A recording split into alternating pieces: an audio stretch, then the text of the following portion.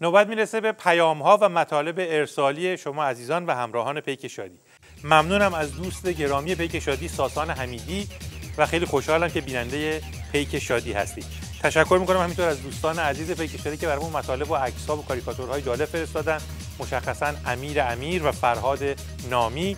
علیرضا کاریکاتور جالبی فرستاده در مورد تلاش مذبوحانه خامنه‌ای برای روحیه دادن به دیکتاتور در حال سقوط سوریه. دوست عزیزی که با نام ابر و باران خودتون رو معرفی کردید، خیلی خوشحالمون کردید با ایمیل قشنگی که فرستادید. ری صفار تصویری از بیت العنکبوت خامنه‌ای فرستاده. آزاد از رام هرمز شعرها و متون طنز قشنگ رسید، ممنونیم. دوست عزیز فیس بسیار ممنون بابت پیشنهادات خوبی که داده بودید. دوست گرامی ماهرخ عکسی از بزن بهادر کوچولو فرستادن. ضمن تشکر از ایشون برای بزن بهادر کوچولو هم آرزوی موفقیت استراتژیکی و روشن شدن زیاد داریم.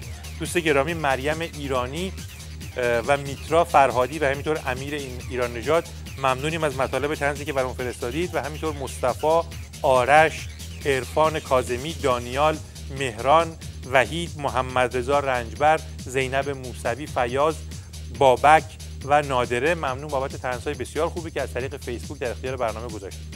دوستی با نام بانوی اردیبهشت طنزهای بسیار جالبی نوشتن، از جمله اینکه با اشاره به گرونی روزافزون این سوال امتحانی رو مطرح کردن که قلی 3 کیلو پیاز خرید، کیلویی 300 تومان، حالا قلی حداقل چند سال دارد.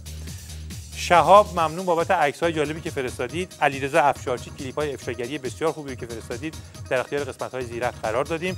از فرصت باقی مونده استفاده کنم از یارانی که مثل همیشه پیک شادی رو با ارسال ایده‌ها و مطالب طنز پشتیبانی کردن تشکر کنم. مشخصاً مجید ساعتی، جواد جمشیدی، سعید صالحی، علی نژادی، مرادسان، فریبرز ممتحن، حسن آباد، ناصر احمدی، علی نکویی، سولی و دوست گرامی رها. منتظر کارهای بعدیتون هستیم.